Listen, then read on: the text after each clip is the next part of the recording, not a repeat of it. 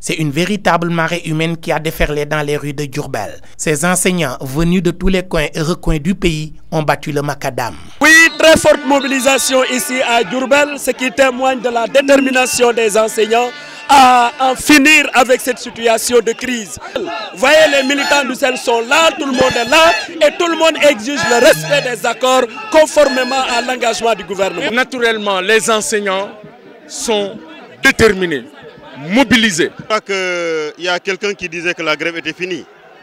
Je crois qu'il doit être très petit dans ses souliers. Il faut qu'on apprenne à respecter le peuple sénégalais. Les enseignants ont montré leur détermination.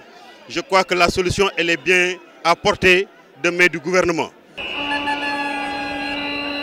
Ces éducateurs exigent du gouvernement du Sénégal le respect des accords signés avec les syndicats.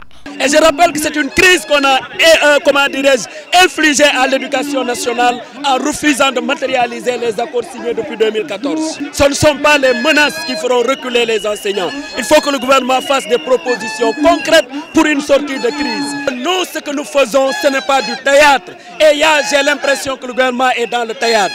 Depuis que nous avons quitté le palais présidentiel, le gouvernement n'a pas eu le courage de nous convoquer. Et pourtant, nous lui avions dit que ce que le président a dit, ce n'est rien d'autre que des propositions. Et par conséquent, ces propositions ont été validées, elles ont été rejetées. Donc le gouvernement doit nous reconvoquer. C'est rencontrer les syndicats d'enseignants, discuter avec le G6, leur faire des propositions concrètes que les enseignants pourront accepter. Et c'est à la portée du gouvernement, surtout qu'il n'essaie pas de faire comprendre au peuple sénégalais qu'il n'y a pas d'argent dans ce pays.